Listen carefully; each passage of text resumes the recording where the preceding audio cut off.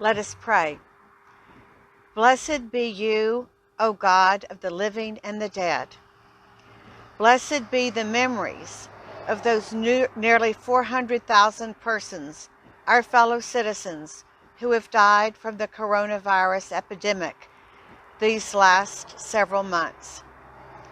Blessed be those who loved them, who cared for them, who missed them, and mourn their deep loss.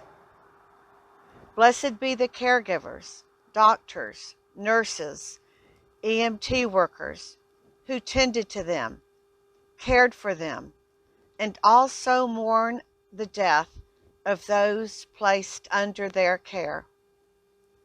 Blessed be you, O God, in whom we find light and hope and strength for the living of our days.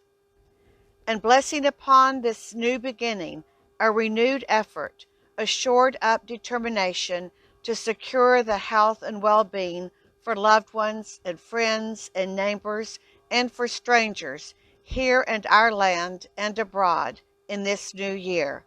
In Christ's name we pray. Amen.